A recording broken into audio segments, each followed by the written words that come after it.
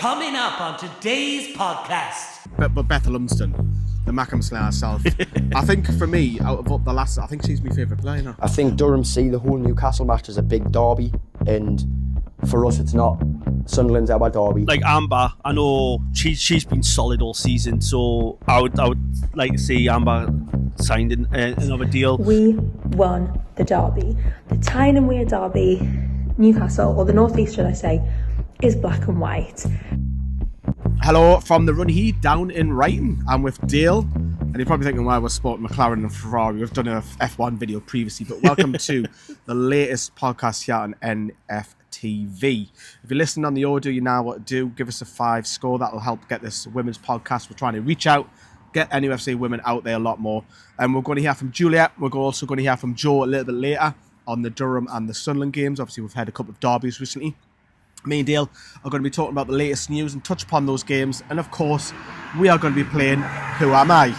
Dale doesn't even know who I've gone for yet. And we're going to kick it off straight away with clue 1. As ever, there'll be 3 clues, and I will reveal who it is at the very end of the show. So these are people, they could be a footballer, an ex-footballer, it could be someone in management, it could be a coach, it could be a famous fan, it could be a commentator, anybody who has association with NUFC Women I am thinking of. Can you beat me? Let me know in the comments. Clue 1. Here we go. I am not a Geordie, but I am a North East girl. Ooh, that's interesting. There's a couple of clues in one there, isn't there? Yep. Yeah, so I am not a Geordie, but I am a North East girl. So I've revealed the gender for you. There you go. So, right, I want to get back to, and this is the news that's come out the last couple of days. You might not be aware of this. We talked about in the last podcast that the league could be expanded into making a bigger WSL, a bigger championship, yada yada, and fold down the leagues. However, the Guardian have claimed that the FA don't want to go ahead with expanding the leagues, allowing the B sides, i.e. an Arsenal B to go in the 4th tier or a Manchester City B, a bit like La Liga, how you've got Barcelona B and Real Madrid B, playing in the 4th tier of the pyramid. The FA surveyed all 144 clubs, with only 55% in favour of changing the league setup. What's your thoughts? They need to change it, because there's no point saying, oh, well, okay, Arsenal B team, Arsenal C, like Chelsea, all them are going like the more professional teams. Yeah, yes, they can get 2 teams in, but at a certain point, can they only go up to the championship? I think they would not get promoted. It's a bit like, again, we'll use La Liga. If they win the Segunda, they can't come up. Yes. The best team would. So that's like, so what's the point in doing that then? Basically, what we say on the podcast is should just expand it more, and then put in in the 3 tiers. I think is it to try and improve development football by playing against. It means something, because you look at our devs. If they were to go into a tier 4, would it help them? Yeah, it would. Playing competitive football rather than against another development side, it's not quite the same. You probably have attendances up and yada yada yada, but. The FA obviously, the FA now, they don't rule the first 2 divisions. That's been handed over to the WPLL, I think that's pronounced as. So they'll run the top 2 divisions, but underneath that, they don't want the 3rd and 4th being changed. I guess it also, if you expand the leagues as well, what happens if there's another Reading? Or we're seeing it with, non-league clubs are struggling. Some of them are just part-time. They're not even playing for money. They're just playing for that they love the fact that there's football. Exactly, but that's when the FA should come in to them part-time teams and go, I know that you're not full-time, and we'll get that, but you have some money to push into your club that, like the likes of Reading, can't happen again. Yeah. So then that way they've got that money there. They can still go, right, if you still want to be part-time, here's some money to get you go through the couple of seasons. And then every couple of seasons go and see how well they invested in it, and then if they're still part time, all right, he has a bit more to keep it going, and then that way that's more clubs getting in and keeping playing the football rather than going, all right, then I haven't got the money, right, we're going out the league, and then you're going to have that problem going right, that's less and less teams. At some point, if they don't do anything about it, it's not going to work, and you're going to get more teams getting more out, and then you're going to have lesser and lesser teams. At one point, it could go down to just 1 division. I think also it means that you can have more clubs promoted, because at the moment it's only 1 per division. If you were to, because obviously in the 4th tier you've got North, South, West and East, I think it is. So there's four teams that come up, but only 1 winner for the league.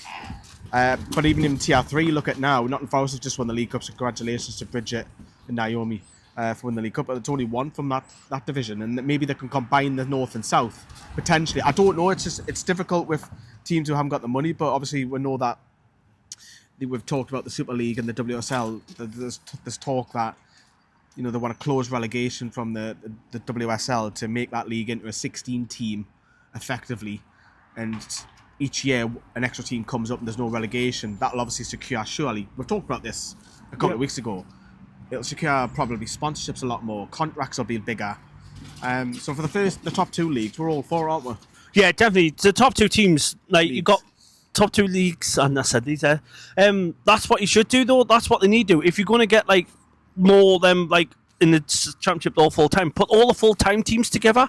Come on. If you're going to have the full two teams, all the teams on there full time, put them in there, and then put the part timers like that way there. And then if they go full time, you know what I mean. So that way you get more interest and more reinvestment in the women's game even further. Like what you said, sponsorship deals, contracts. Like I say, a little help can go massively from all them.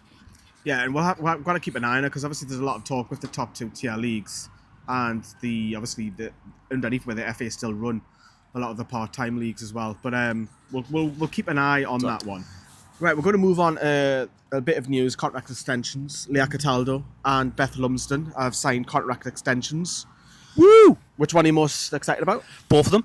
I'm happy that both of them got them, because Leah Cataldo last season, she was hit by injury, so she missed kind of a bit of the season. But since she's come back, she's technically right back now. And Beth, she's just been amazing. The Mappin Slayer. I'm really happy she's got a new deal. I think with Cataldo, obviously I thought I was quite critical of her with the Durham game defensively, but last week against Sunderland, she was brilliant.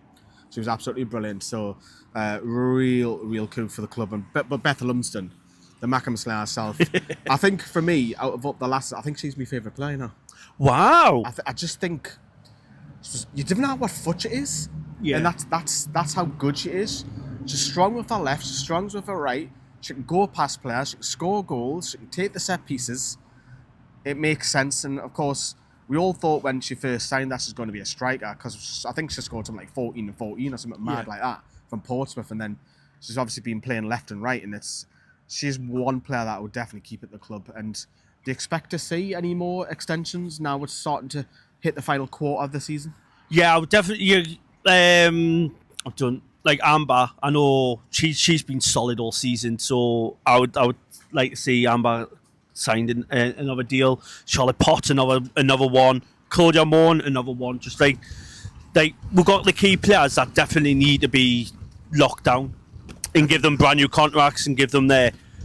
I do presume there's going to be some changes as well. Becky's going to, at the end of the season, find out which one, unfortunately, which lasses, hard ones are not good. It's not going to be good enough, and then just pass down, unfortunately.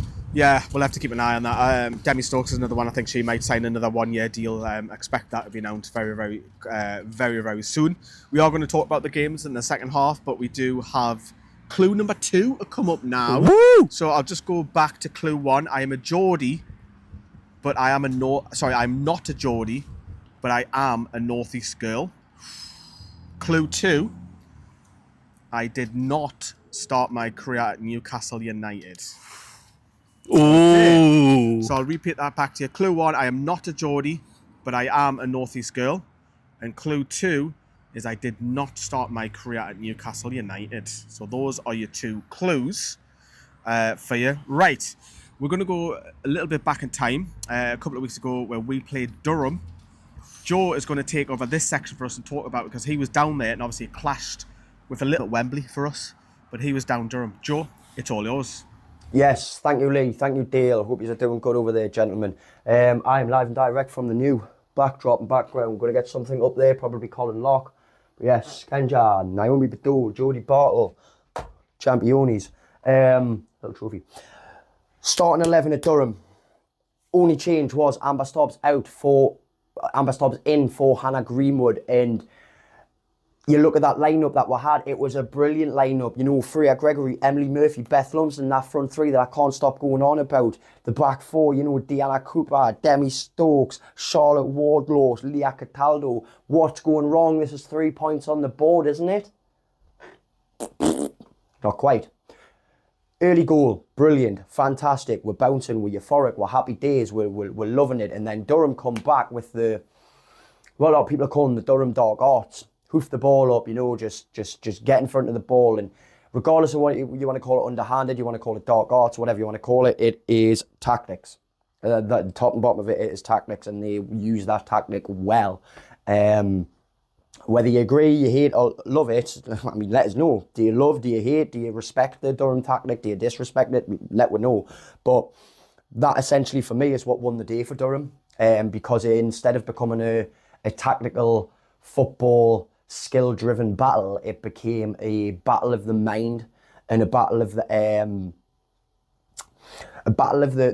morale. How can you keep your head in the game on this pitch? And I think we lost our heads a little bit in that game, and I think we got too frustrated in the long run, and that's what ended up leading to conceding 3 goals, which were... You can't even turn around and call them extremely well worked by Durham. They were just goals that got in because they kept the pressure up and they kept consistently trying, you know. You try 10 times, something's got to hit, right? 3 hit. It's one of those. You talk about the Amber Stobbs, Hannah Greenwood, you look at that and you think, well, Amber Stobbs is starting, this is damn straight amazing, but without slating Amber at all, because Amber has had an amazing season so far for what Asha always does. I personally think that might have been Amber's worst game of the season, for lack of a better word.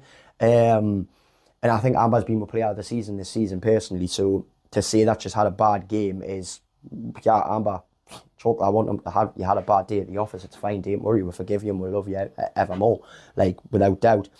But Amber just didn't have a great game there that day, and I think a few of the lasses just sort of felt of that Durham plague of the way they can get under our skins, the way they can really get to our heads and our hearts a bit, you know.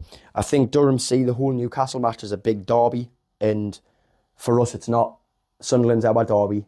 But, you know, it is what it is. It's not a happy one. Was promotion on before going into the game?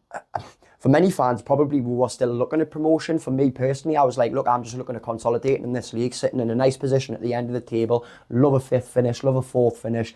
I predicted 7th at the start of the season, so I'm not even disappointed if we finish 7th. Mate, I'm okay with that. I think overall we've had a good season. Realistically, for the first time being in this league, many teams come up with a league like this and go straight back out. So for me personally, no, promotion wasn't on going into the Durham game, and that's not a big thing. That's our read. I wanted 3 points from them, that's all. We didn't get them on the day, and that's all right. You know, like, it happens. A big one I want to talk about is the issue that was with the fans, and the issue that was with, sadly, the Durham players as well. It's not all the Durham fans. It was a small contingency of about 10 who were winding up and getting in the faces of young teens, young children, trying to wind up fans. There was 2 of them who are literally, and you'll see this on my vlog, stood right behind our fans, some of them young kids, and they were winding them up. They were celebrating like that, and I mean, the Durham players were coming down celebrating in front of us. And I'm not talking like, for every goal, by the way, they didn't celebrate one goal in front of their own fans. They weren't celebrating like quite away from the hoardings. No, they were coming right up the hoardings and they were celebrating right in our faces. The referee had to tell them for every goal, personally, ref, why is your yellow card not coming out? But the referee that game is another whole video to talk about. But anyways, the fans themselves, they were very, banter's all well and good, but they weren't trying to banter, they were trying to get one over. They were trying to show that they are a bigger or a better club, or that this is a big derby day for them, which is what it felt like when you looked at the way some of their fans were going on. It was like this was the biggest game. The way they went on at the end and the way they went on towards the end, you would have thought they'd beat Chelsea. And I'm talking the men's team. Yeah, that's what it was like. We are Newcastle United Women. This is our first time in this season, first time in this league. If that, for you, is the biggest thing for you this season, fair enough. It's not for us. We won our derbies. We just lost 2 games against Durham. But yeah, we had fans who, in the end, one of them ended up putting hands on one of our male members who suffers from autism, and I just think it's wrong. The way they were going on is wrong, and I don't speak for all of the fans, because some of the Durham fans were brilliant. I got to speak to a couple at the end who were really nice, but there was a small contingent of them who were screaming in the faces of kids, who were winding up children. It's not on. Shouting derogatory comments at me and Bernie, it's not on. It's really not, and it's something that is being looked into as well. Not should be, it is. There has been complaints made, and it's not the first time that Durham have had these complaints made about a certain set of fans either. So, say what you will there. Look, it was a hard day at the office at Durham, damn straight, but we move forward and we move on to next season. That is the way I look at that. And next season we will be coming back for more, and we will be hopefully taking 6 points away from Durham next season. I would love that. I will certainly not be going on the same way as the Durham fans will. I will be very gracious, although I will sing, but only songs that we already sing. Anyways, Lee, Dale, thank you very much, lads. Hope you enjoy the rest, and I hope everyone at home enjoys. Well, the viewers, not the listeners. Sorry, listeners, if you're hearing this. We've got the top of mine, Kenja. We've got Naomi Badeau. We've got Jodie Ball, and we also have a WWE World Championship showing that we are the champions. Lovely Jodie, and the little trophy there, because, you know, Newcastle has recently won a trophy. Hey. Thank you very much, Lee. Thank you very much, Dale. Enjoy the rest, lads. And people, ladies and gentlemen, make sure you like, share, subscribe. Back over to you in the office. So thank you very much, Joe. Dale, 3-1 defeat. We hit the post. I remember Diana. Defensive errors all over the place. What's your thoughts on that? It's not like the last has been badly defensive, is it? Because over the season, 3 goals, weren't there? All 3 goals. Wardlow, I think Leah Cataldo a couple of times, and they're Diana. just caught off guard, and they're just straight away, what most annoyed me the most is we scored first as well, so I had the upper hand, and from then on it was just all Durham. I'm like, what's happening with the lasses? Is it because it got I know the men are playing in the final? Is it because I had one eye? Did they have one eye thinking about the men are next? I can't say go through their mindset, but was that, I thought, because if you go through that, that's two wins against Sunderland and 2 losses against Durham. So And it's then 50-50. Durham have beaten Sunderland. No, who's beaten Sunderland twice? So we've beaten Sunderland twice. And I think Sunderland have beaten Durham twice, and Durham have beaten us twice. It just shows you how tight the league is. Exactly. But obviously it was, I watched the game back a couple of days later after Wembley, and defensively errors were all over the place. A little, as Joe's mentioned, a little bit of crowd trouble in there as well, and not the greatest view. Durham, I feel like they have a bit of bitterness towards us, a little bit of bite between the two, and I think for us... It's jealousy. I think it's jealousy because we're full-time. Is Durham full-time? I don't think so, no, but they have just been taken over, so they have got ambitious plans to have their own stadium, like a purpose-built women's stadium, which will be... I know Brighton have talked about that recently as well, but it was a massive sucker punch defeat because Durham obviously were high in the table at the time, and we are going to... I am going to ask Dale about promotion very, very shortly, but obviously you've heard from Joe there. We're going to move on to the Sunderland game. Juliette's going to take us through it, about the attendance, the day, everything. Juliette, it's all yours. So, hello everybody, it is Juliette here with Newcastle Fans TV, and I thought we could have a little chat. I mean, we can't have a Newcastle Fans TV podcast episode without talking about that incredible derby win. How insane. I don't have words. We won the derby. The Tyne and Weir derby, Newcastle, or the North East should I say, is black and white. What a match. We had Moan in goal, Stokes, Stobbs as captain, Gregory, Cooper, Furness, McQuaid, Wardlaw, Lumsden, Murphy and Cataldo in that starting 11. And of course we had our super sub, Shania Hales, who netted one home. She scored the one and only goal scored in the match, which secured us the win. And I think that was such an important win. I think we're really starting to push for promotion, or at least that top 5 placement. So that win was definitely needed. I think a few times I wasn't sure which way the game was going to go, if it was going to end in a draw, if Sunderland were going to only be the ones to score, if we were going to be the only ones to score. It was a bit of a tense match, so let us know how your hearts were coping during that match, because I know mine was definitely pitter-pattering, so I was not quite sure.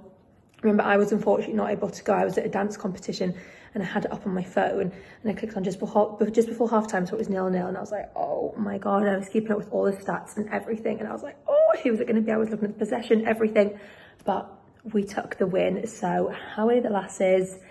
Northeast is black and white. But yeah, let me know what you thought of the game versus the result. Do you think the game that was played was worthy of the result? Do you think the result should have been different? Should we have scored a few more? Definitely let me know in the comments. And we also need to talk about Becky's red card. I saw a lot of posts on Facebook being like, does anyone know why Becky got a red card? Like, what was going on there? I think there was a lot of speculation, like what on earth was going on. So let us know your thoughts on that. If you think it should have been a red card, if you think there needs to be some rule changings about managers getting red cards for certain things like they do. I know it's different for players and like people in managerial roles. So let us know if you think there should be a change in that, if you think she deserved the red card, or if you still have no clue why she even got the red card. Let us know down in the comments. Now, we obviously spoke just back then a little bit about the promotion that could be on the cards. Do we think it could still be on the cards? Coming up, we have games against London City Lionesses and Birmingham at home. And obviously they are the top two teams, so it's going to be hard games. So make sure you get your tickets. I'm going to be there for London City Lionesses and hopefully the Birmingham match as well to cheer on the lasses, because we're going to need to get behind the team if we are pushing for that promotion, which I think we have every right to be doing so. Personally, I think top 5, top 3 is a little bit more manageable, but I definitely think we could get that promotion. But we need to be getting behind the lasses. Get yourself down to Kingston Park Stadium for the London City Lionesses match. For the Birmingham match, tickets are like £8 a person. You cannot pass up the opportunity to go and possibly witness history for the 3rd time. Imagine 3 back-to-back promotions getting into the WSL. But even if we don't secure that promotion, just being in the top 5, in the top 3 for our first season in the Women's Championship, I think is pretty special. The fact that we've come up from tier 4, no, we started in tier 4. Wherever we were before, the Northern Premier Division, that's where we were. I can't remember what tier that's called. Tier 3? Yes, tier 3, then tier 2 is the Championship, then tier 1 is the WSL. Well done, Juliette, get your brain around it. So we've come up from the Northern Premier Division. I think a lot of people would have thought, they're probably going to be like near the bottom of the table, not winning many games. We've won the most games out of everyone this season. Just saying. We've, obviously got Shania Hill's a top joint scorer of the league. We have done incredible. So even just to have those stats for our first season in the Women's Championship, if we then go into next season with those stats, knowing, okay, we know we can beat all of these teams, we know we can score the goals, we know we can get all those 3 points, let's push for promotion. So I think definitely this season or next is going to be a WSL season for Newcastle United Women. Hopefully then we'll be able to sign some bigger players. I know we spoke about it on an episode a few weeks ago, which players we would sign. I know definitely I would be looking at somebody like Kiara Keating from Manchester City, getting a really, really solid goalkeeper with that WSL experience between the sticks. I think would be amazing.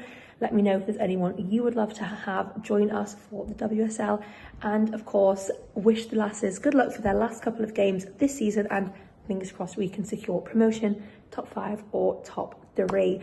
Let me know anything you want to hear from us next time in the comments. And if you see me at the London City Lionesses match, make sure to say hello. I'm really looking forward to it. And how are the lasses? So we won, which was fantastic. Dale, I want to come to that attendance. That is mind blowing.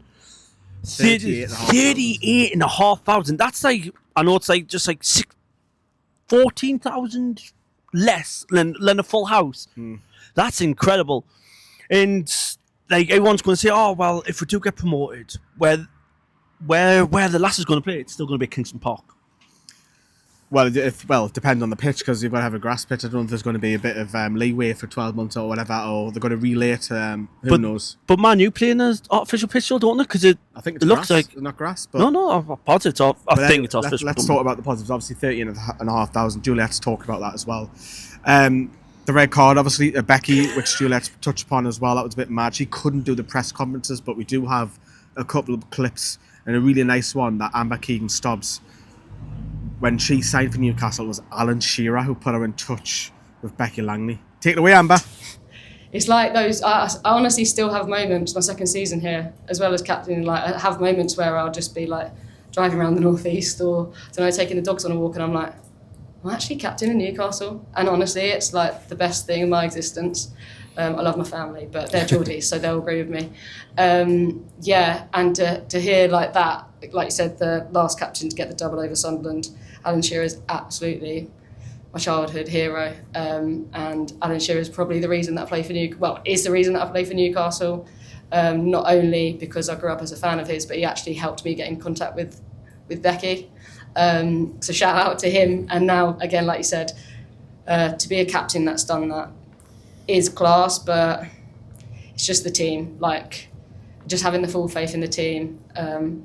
Again, I didn't doubt for a second we would be coming out the better side, and we have, and just, yeah, I don't want to say class or unreal or incredible or all that again or insane, but they're the substitutes for effing brilliant. So, yeah, that was a nice little story. And then we were delighted to get Shania Hales.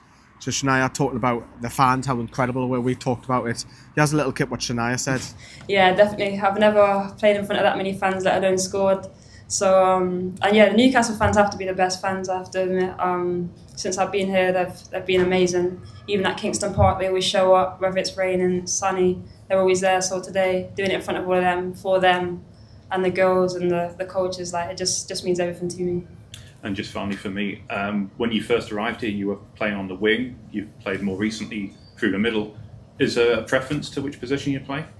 I can play on the wing. I don't mind playing on the wing, but I want the goals, so I want to play down the middle. I just feel like I do better just being down the middle. But I don't mind for national team. I play on the wing, so I don't mind mixing it up. So there you go. If you want to see the full press, as they are on the main Newcastle Fans TV YouTube channel for those as well. But promotion then, is it still on? Is it still tight? Is it a big ask? Well, what are we thinking? I would say, since we've got...